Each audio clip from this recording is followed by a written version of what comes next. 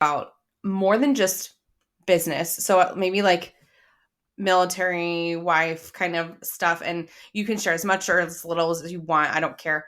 But Yeah. again, I wanted to take a break from the podcast. I was super bored. It sounded like every other podcast that was out there. Like, let me interview this female business owner about your business and then give us some tips in your field, which I think is fine. But like, I mean, you kind of know me. I don't like to do what everybody else is doing necessarily. Mm-hmm. So I just want to have more honest conversations about being a business owner, about being a woman, a wife. Like maybe like one thing that you talk about is like you had one kid and you're like, I'm good. I don't need any more kids, like, or, um, you know, like parenting without Nick all the time or Mm-hmm. whatever it looks like. So I don't know. How does that feel? Yeah, totes. Okay, I'm an open book. So cool. All right. Well, let's just get into it. And you don't have to share like your whole life how I got story. started. Yeah, life Yeah, story. yeah. Here I was born here. Yeah, no. Okay. You ready? Yeah. Cool. All right, guys. Well, welcome to the Girl Gang podcast. Today we have my friend Melissa Litchfield, and she is an absolute, just like powerhouse. She's probably one of the smartest people that I know. And I'm not just saying that. And I know you're probably like, please stop. But she's an expert in all things marketing, digital ads. She's a mom, a military wife. And right now she's in the sunny, or maybe it's not sunny today. I don't know, Savannah, Georgia. But It is. Yeah. nice. So welcome to the Girl Gang podcast. Thank you for having me. I feel like it's been a long time coming. Yeah, and it's been a hot minute since we've been able to catch up. Of course, we see each other on Instagram and TikTok all the time. Hmm. By the way, Yes. how is TikTok going? How do you feel? Do you like it? I've definitely I'm not as like posting as frequently as I was. I think for maybe like November or December I was posting every day and I saw an uptick in followers and then life just happened. Yeah, Life totally. just happens. Can I cuss? I Yeah, don't know if I could cuss on you your can say podcast. whatever you want. I don't care. Okay. But Yeah. yeah, so I'm just trying to be more mindful and intentional when I do post, if that makes sense. So like Yeah. if I am creating content for Reels, I was just like uploading frivolously from TikTok and not finding the trending music. That way it would just show up as like Litchfield Media original Right. audio, which I was like, okay, I need to stop doing that because my videos were not getting traction. So other than that, I'm just trying to be more intentional. Yes, obviously, Yeah. I could probably post more, but like, I'm also a mom of Yeah. a 5-year-old. I'm also a Right. military wife. I got a lot of stuff going on. Yeah. We all have a lot of stuff going on. Um, I'm gonna make a video about this later, but last night, I was finishing dinner and I was eating an apple and I was scrolling through TikTok and I literally choked on my apple when I saw this girl giving tips on like having a successful content creation, whatever, on TikTok. And she was like, Mm, post 5 to 7 times a day. And it literally made me choke on my apple. It was so terrible. I was like, who is having that conversation, right? Like, what is yeah, the happening? Oprah Winfrey sound. Yeah, exactly. That was my goal. And I mean, this is me being just like really assumptive, but like she was a young 20 something, no kids, seemingly not married, like with Mm, very little responsibility. So sure, yeah, we can post totally five, talk about that too seven because times. there's a lot of like Instagram gurus out there that are preaching like post multiple reels a day, and I'm just like, who has time to do that? Okay, Yeah. not everyone has a full content creator on their team to help with No. that. Even though I have a team, I don't have someone that does my content. I do it. I Um, same. I don't even know how I would outsource that because I am the physical like The person. face of the You're the company. Yeah, I yeah. need my face to be in everything. Yeah. So, You still got to do um, it. yeah, exactly. So it's Yeah. it's still going to take time to like film the clips, even if you're sending Yeah. it to somebody and getting them edited. But I feel like people are just not. being realistic, right? Like, Yeah. think about the entire audience that you're targeting to, or that your messaging is actually going to get to. It's probably moms. Like a Yeah. majority of us doing content creation are females, right? Right. And probably half, Half of them could I be don't know. moms Yeah, half of them could be moms or juggling a or second whatever. job, right? Yeah. They're trying to get their side hustle off the Off. ground, but I just think it's Yeah. very unrealistic to post. I Yeah. mean, I'd be happy to post every day, but that's not happening. Yeah. So, I do what I can. Yeah.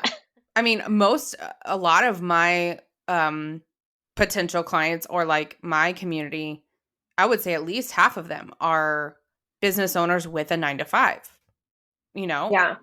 I was because, and I think that's what I attract to because I was that and I help people do that or scale out of that if that's what they want. But I mean, when I was teaching full time, 7 a.m. to 4, and then I was going straight to a coffee shop or back to the apartment to work my business.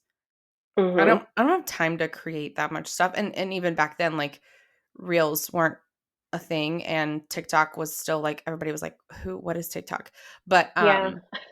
you Only know. 12-year-olds are on that.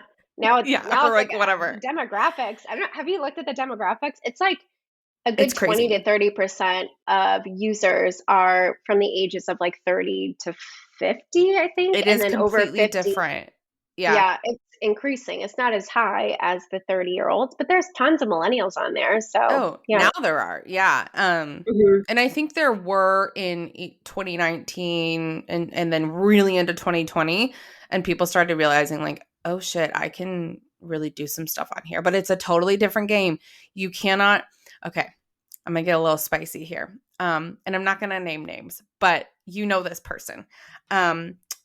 She got on TikTok. She is huge on Instagram. Like everybody thinks she's like just a queen, the whatever. And she got on Mhm. Instagram and she's approaching it like Instagram. And one of her videos popped up.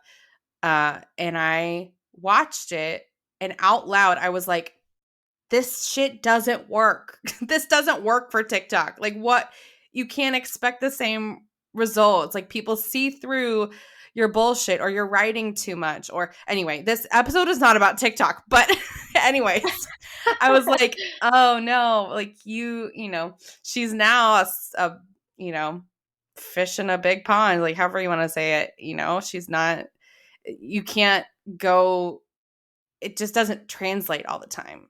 And Yeah. Yeah. it's really challenging Unless some you already have a people. million followers over there, then Yeah, yeah, then I'm sure sure. whatever you post will do great. It'll go off like gangbusters, whatever. Okay, so share with us a little, you, Melissa, who you are, you know, yes, you're military wife, agency owner. How did you get into the work that you're doing now?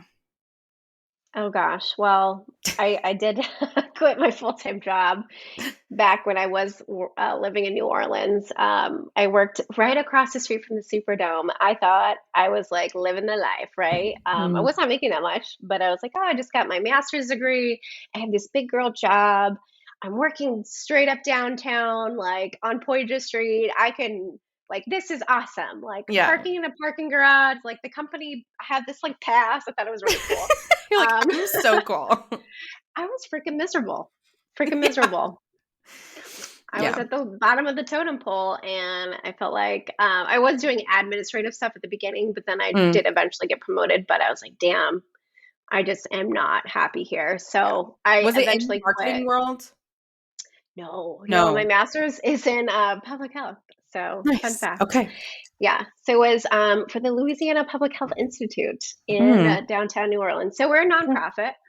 That did not last very long because I was unhappy Mm-hmm. and I was young. Yeah. I think I was like 26, 27.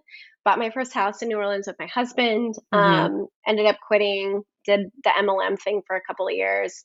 Thought I was I going to have a forgot six that. figure business as an MLM or in an MLM, but that didn't happen. So, Mm. yeah, despite it's like all these like the same thing over and over. It's like the Gary V hustle vibe was very popular back then. So it's Yeah. always like, you just have to do more. You just Do it have to all. Say do, yes to everything. yeah, well, message all the people, follow up, do all these things. Whereas when I finally opened up Litchfield Media, I think I was only in business for like 10 months the first year. I mean, not that I paid myself 60K, but like I was able to match like my salary and then some, right? Yes. I felt like I was on to something. I was like, wow, for Yeah. the amount of time that I spent on this other business that literally did not get me to the point where everyone said I would eventually get to, I felt like that was like a huge waste of time. But, Yeah. we all learn from our experiences and our failures in life. So, Um, um, but yeah, I I I essentially forgot. that's how I got here. Yeah, I forgot that you did an MLM because I did too. Uh, Which one was it? I was in Rodan Fields. What were you in? If you want to Oh, share. Beachbody. Oh, that's right. Okay, you were in Beachbody. Okay, so and I had a similar experience. I made good money. Like I, it was where I got my entrepreneurial itch. Like I started RNF in 2016. And Mhm. for me, it was less about like the culty vibes of it and more about Mhm. like, oh, I have some natural I've always had natural like leadership skills. I love building community and hosting events and connecting people. That's where it started to kind of like all come into place for me. Um Mm. and it Mhm. was good, but I quickly, maybe not quickly, but I realized probably sooner than others, like, oh, like this shit's not gonna pan out. Like unless Yeah. unless you got in year one Yeah. to four of the business, it's just Mhm. not gonna work. Or unless there's this one girl who does it, and hear me say this too. And anybody who's listened to the podcast like religiously, which is all 12 of you, like I love you. I I think MLMs or network marketing companies are good, like the good ones are fine. Do it. Make some money, get some experience, whatever. Um but there's this one girl, Charlotte Corn, love her. She's here in Texas. She's a country music artist. She already had a decent following. She was a radio host, got into RNF. Mm. She's still in the business and thriving. Like she has a great community. I think it works really well for people who already have a presence and a personal brand and they can seamlessly incorporate it and they're not just pushing stuff all the time. I don't know. What was your experience? Honestly, if you look at like the top 10 coaches of Beachbody, they all are white, Mm, like white blonde females. yes. 100%. I'm not gonna sugarcoat it. I am Hispanic myself, but Yeah. they're all blonde. Um, if you go to the conferences, half like we're all white. Come on, Yeah. let's be Are honest. you full Hispanic? Not full, Okay. but yeah, that's just from what I've noticed. Every MLM, Yeah. it's all It's a lot white of blonde females that blonde are girls. blonde. Yeah. Yeah, some brunettes. Obviously, I'm a brunette, but Yeah. but yeah. So the top 10 coaches are usually ripped or like they just had a baby and they lost all this weight. So I feel like it's that huge like physical transformation that Yeah. really gets you the notoriety or like the exposure. Um, or if you just have like naturally gifted body where you just have like a six pack abs all Mhm. the time, it doesn't matter what you eat. Obviously, that's not me. It's not a lot of people. um, yeah, but yeah, so that I would say 1% obviously is making the money, majority of the money in all MLMs, and the rest of the people are struggling. Yeah. Yeah. That's true. Honest opinion. What This is a little different of a question, but I think because I've tried Beachbody before, just like vaguely, not vaguely, just quickly and then moved on. Uh One round of 21-day fix. and then I was like, what did it do? Did it damage your mindset and relationship with your body and with food? I think to an extent, like it definitely like I was over just like starting over, right? It was always like, Yeah. oh, I'm starting this new challenge or like I'm doing this new program and I'm starting tomorrow, and it was always like I'm starting over. And it Like was diet always like starts tomorrow. yeah, like I'm always starting over. And I was like, you know what? I'm just over doing that. Mhm. And I don't feel like I had an unhealthy relationship, but I definitely was constantly thinking about it, right? Yeah. And it was my job.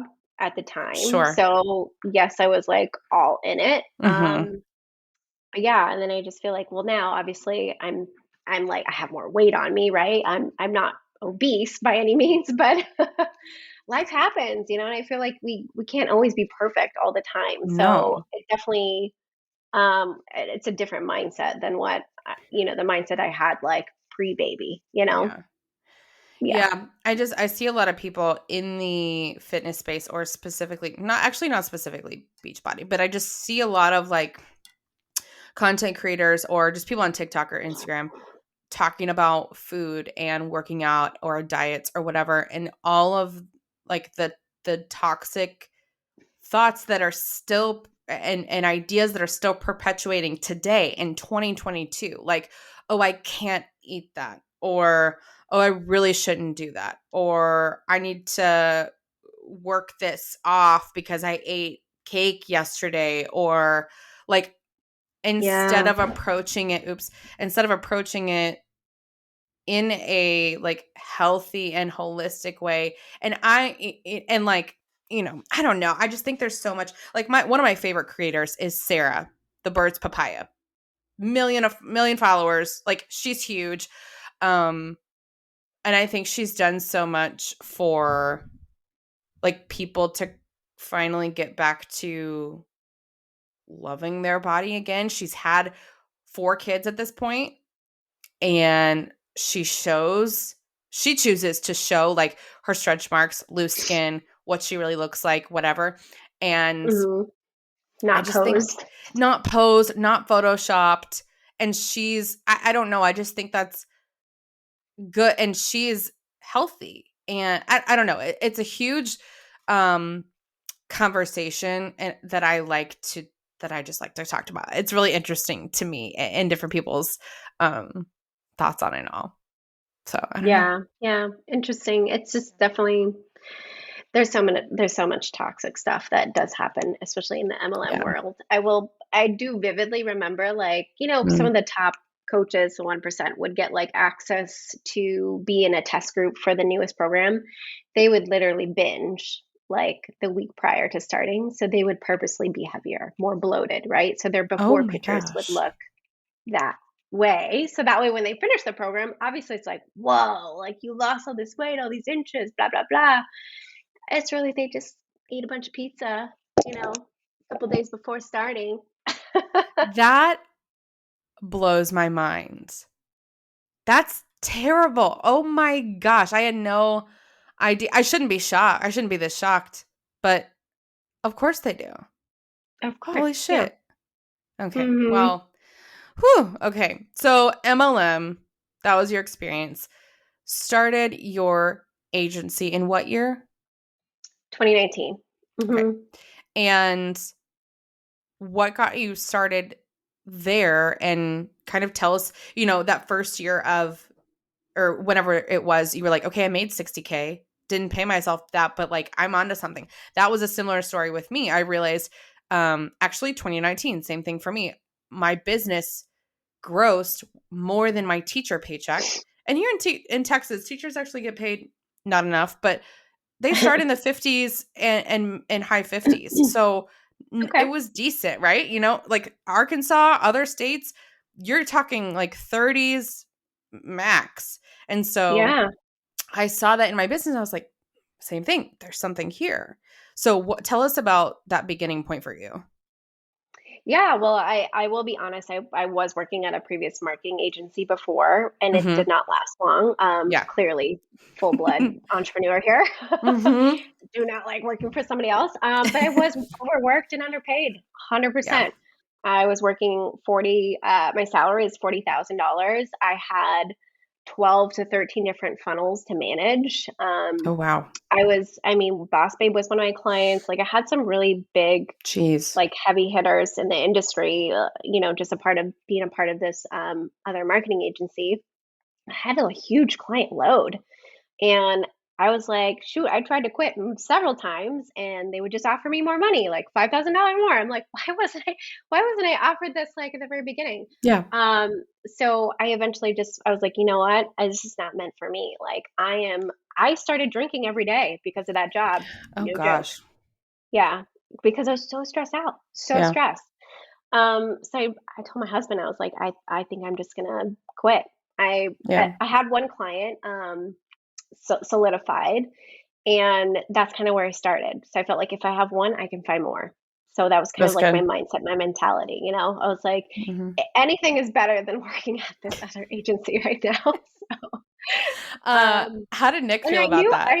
I knew Instagram too. Oh, my husband, he's very supportive. Like, Oh, I of have the course. craziest ideas. He's very, very supportive of all my crazy business Yeah, he's ideas. great.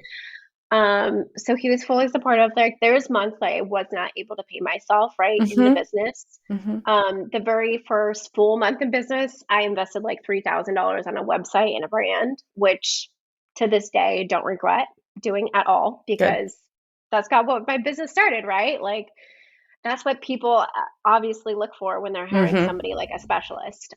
Obviously, if like your coach or you're just getting started, you literally don't need a website. But for me, I do think that was a great investment. Yeah, I started blogging. I just started to like pump out content. I think that's like one thing that I'm truly great at is I would whipping out agree. content.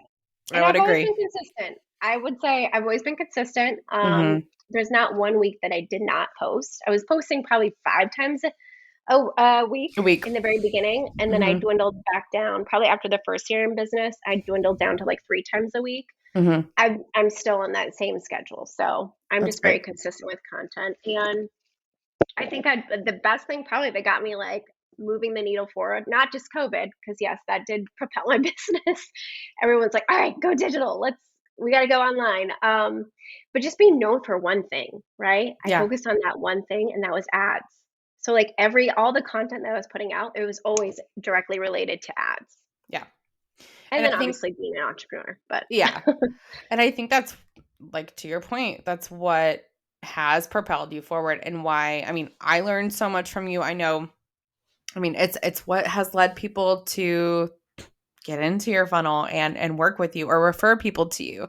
Um so getting into making more money in your business. Again, I really appreciate how real you were about some months in that first year or whatever couldn't pay yourself.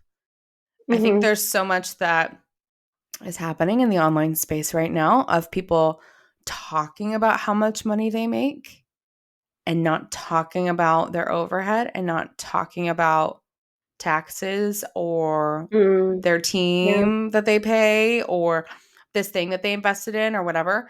Um, I don't know. I kind of want to hear your thoughts on that. No one ever talks about their expenses. Yeah.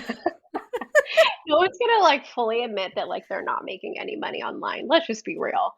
And I feel like there's some big this ear pod keeps falling out. That's There's some fine. big heavy hitters in the industry that, from what I've heard, they're not making any money in their business, but it's like this facade that they're just gonna keep pretending like they're making the same amount as last year, even though they're not generating enough revenue in their business. It's gonna So bite them in the ass at some point. I'll say that yeah, I would if it just hasn't be, already. be leery, right? If you're looking into working with a coach or even just with a I service know. provider. I think there's just a lot of we don't know what we don't know, right? Hmm. People can say anything online Yeah. these days. We don't know if it's true or not. Yeah. So, but yeah, ask for receipts. Um, as a service provider, people always want to see my receipts. So if I'm going to hire a mentor or a coach, it's not just about how much money they're making, right? Absolutely. It's honestly about what type of lifestyle do they have? Do they have the same values as me? Hmm. Right. For the longest time, I was only hiring mentors that like had a different business model as me, and then ended up working with Hannah, which that's how I Hmm. met you. Yeah. Um, and I was like, you know what? I need someone that has an agency. Right. I And need she someone does. that like has experience doing both, right? Because essentially that's the kind of business that I already had. I already had Yeah. courses, and I had a Yeah. client roster. Yeah. But yeah, there's a lot that you don't see that is just Yeah. posted online. It's definitely And I will say that I tend to always post like the highlight reels, but I try to share more behind the scenes like struggles because I know Sure. people can relate. 100%. Right. Well, and it's not like we have to. I've been having this conversation a lot lately with people on the show, in my stories with clients, and it's like, how much do we share? Right? We don't need to like air out all our dirty laundry and Hmm. show people like our current open wounds, but we can share from our experience and, you know, maybe kind of warn people about XYZ. My biggest lesson from 2021 was I paid way too many contractors, period. And I could have paid myself so much more. And so going into this year, that's something I want to be honest about with people. I actually don't even care if I make more in gross revenue this year. I just want to pay myself more, period. Yeah. You know? That was a big goal for myself too. Yeah. Especially going into 2021, I was like, I don't necessarily care about paying myself more. I just want to work less. Or that. I mean, you have a kid. Yeah. Honestly. And Yeah. now, for us moving forward, like we would like to have a kid in the near future. And if Lord willing, if that happens for us, like I don't want to be tied to one-on-one clients all the time. Or I want to be able to work less. I'm already feeling better after shifting out of teaching full time. You for sure feel better getting out of corporate, and we're happy with that. But it's like, there is a little bit of truth of when you become a full-time business owner, it can feel 24/7 sometimes. Do you feel that? Oh yeah, 100%. Obviously, it's not like the same experience as working for somebody else and Yes. working with their clients and having to deal with Yes. their horrible clientele. Ooh. I have more say and flexibility on who I get to work with and who gets to stay on the client roster than I would Mhm. say working for somebody else. Mhm. But yeah, that was my biggest thing for 2021. I was like, I don't even care if I pay myself the same. I Yeah. just want to work less, like less hours in the business, less. Yeah. So I eventually did hire an operations manager who, Mhm. has taken over a lot of the stuff that I was doing. I That's was great. literally the project manager I love it. for a lot of like one-off client, like funnel build projects Yeah. or, sales page design. I was always spearheading behind the scenes. And I was like, I cannot continue to do this and still also run the company. Yeah. So I think that there comes a time, that it can feel like your previous 9 to 5. Mhm. And as soon as it felt like that, that's when I knew I needed to hire somebody full time. Yeah. I was like, I don't even care if this dips into like profit margins. I need somebody. Yeah. And that's where, and this is like a huge piece of like who I am as a coach, what I teach clients, and I know for you too, like everything has to be aligned. Every client you take on, every project, what you're doing, if it's not aligning with what you want for your life and your family, then it's not worth it. So Right. we were talking about how people, they post the highlight reels and stuff like that. And I think there's a difference between like, let's post about client success and social proof because that's an important part of marketing to our Right. target audience, but Hmm. just logistically, but also sharing behind the scenes of our, past mistakes or whatever. This really triggered is not the right word, but this gave me some feelings yesterday. I saw someone post um how the online space and being an entrepreneur is made to look really luxurious and sexy, and people make it Mm. look like that. Oh yeah. And then it was a post of someone like writing just text, and it was a carousel post, and so she went on to explain like, here's um the real shit that we deal with, and blah blah blah, and what it looks like, and paying yourself and overhead and 6 to 7 figures, and which I'm so tired of hearing of, and blah blah blah. Yeah. But Me too. here's the thing, and I was like resonating with this, but all of her content is the stuff she was talking about. Like, she's one of the people making it look luxurious, making it look sexy, like Yeah. making it look easy as pie, and making it look like, you know espresso and martinis at every day. Yeah. a private on a private jet, you know? And I was like, "Hold on. Are you saying this because you're shifting and you want to address this, or are you saying it, and this really bothers me, are you saying it because the space is shifting and you're trying to be seen as more authentic?" Oh, yeah. And She could just so, be trying to be more relatable. yeah, But but yeah, I mean, I'm sure people can see right through that. it came off really funky because then you go to her profile and I was like, "But you do make it look like that." And I know Yeah. there's a there's stuff to having professional photos and video and things like that. We want to dress up for that stuff and like look great and have professional branding. Um anyway, it's just Hmm. interesting. No, I totally see what you're coming from. Yeah. Yeah. It's like the same people that have like seven-figure business owner in their bio, but then they also treat their team like shit, or they are very stingy on how much they are willing to pay for a specialist, right? It's like there's so many toxic things in this industry that Mhm. happen behind the scenes that are not talked about as much. Yeah, so you talked about this recently in your stories, and Hmm. it really got spicy there for a while in your DMs, I think. Hmm. So let's talk about that. I mean, for people that are listening or for their future in their business or whatever, I think there is I know that like I have a budget of what I can pay people and whatever, and I always try to make sure like I'm not lowballing people and that it's comparable to the market, whatever. Talk to me about that conversation last week. Yeah, I was just on a podcast too where we literally that's all we talked about. But the biggest thing that I wanted to get out was this sense of like I'm tired. Like I was tired of seeing and hearing all of this like behind the scenes that's happening, Hmm. where I know these particular business owners can afford it, right? Because they tote about the six-figure cash days, or the six-figure cash months. Don't tote about that and like boast about it. And then behind the scenes, you're trying to lowball like an ad specialist for ad management, or go through so many copywriters because you say that like no one can live up to your standards when really you have unreasonable standards. So there's like this notion of you can be a great business owner and also treat others with respect, right? Especially those who you're hiring into your business.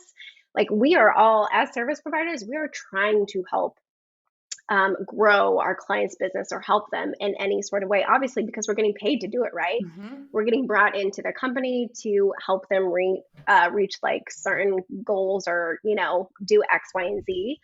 But the way you treat your employees and your contractors speaks volumes to the type of business you are. And I feel like it's like festering in this industry because other people are teaching others like, oh no, this is totally cool, like this is how you do it, this is how you scale to seven figures, you pay everybody else like really low and then you keep all the profit for yourself, right? It's Yeah. like, no.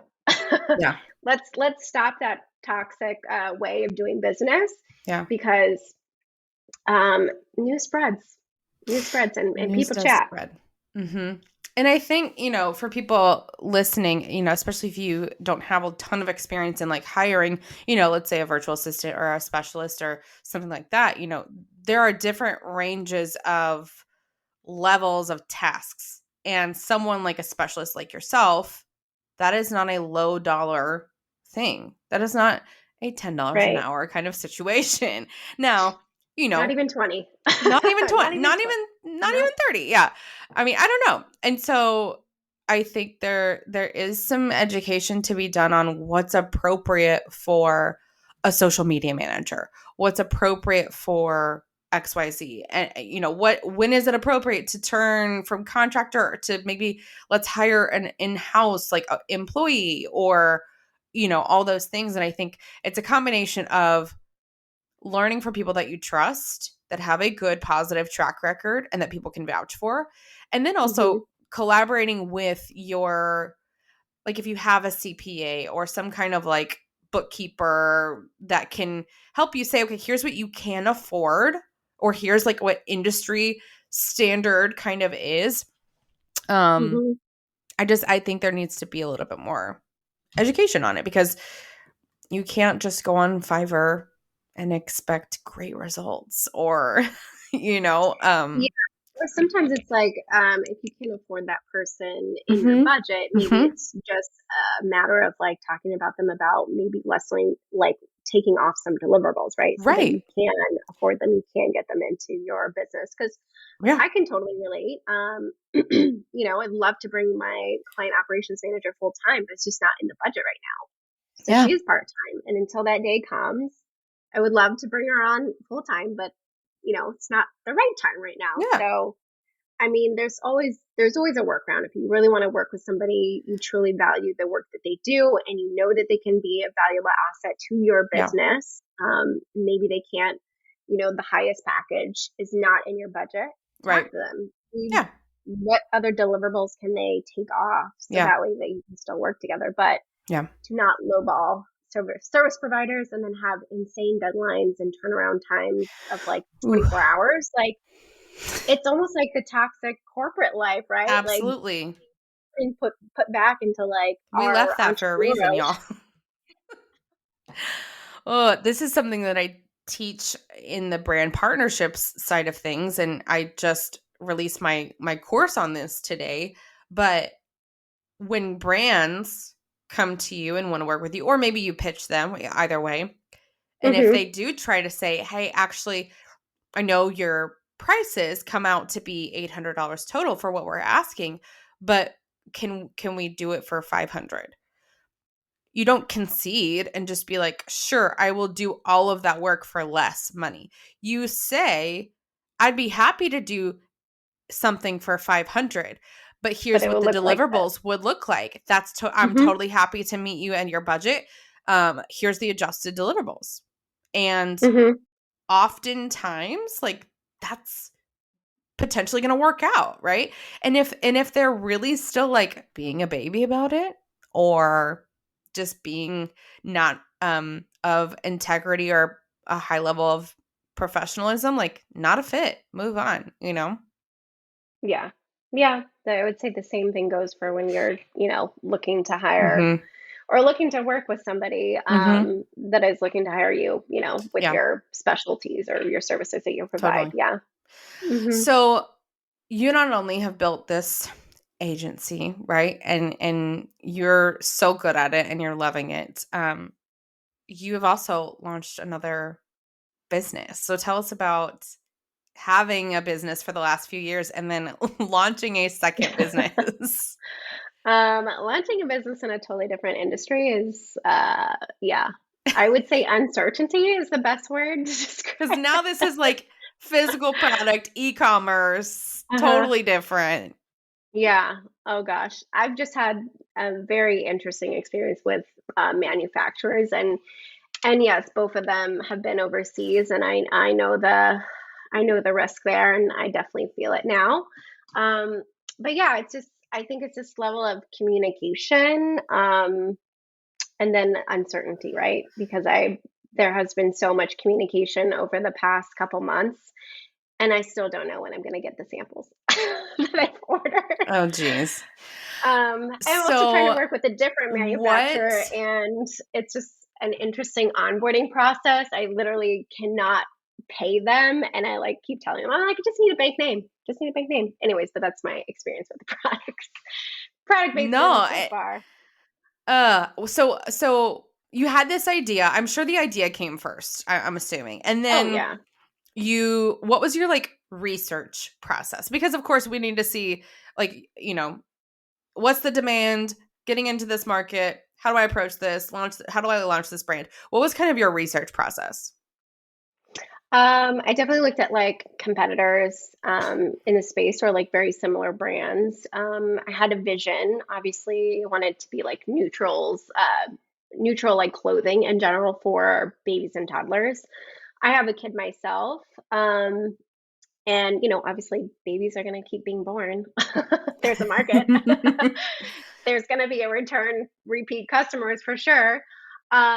But really just looking at competitor and like the market space. And I feel like I really had to educate myself on the fashion industry and how it all works because it's completely different than the online educational space. Oh yeah. So it's definitely a learning curve. And I would say it can be frustrating at times because you don't necessarily like there's a lot of things that you don't have control over, and you're kind of like putting your faith and your money into these other companies and manufacturers to produce your product. And then it's like, I think my biggest fear is I don't want a shitty product. Like that's Yeah. my biggest fear is like having people return the product. So I'm just taking my sweet ass time, making sure that it is a solid product, It's good. and it's exactly what I wanted.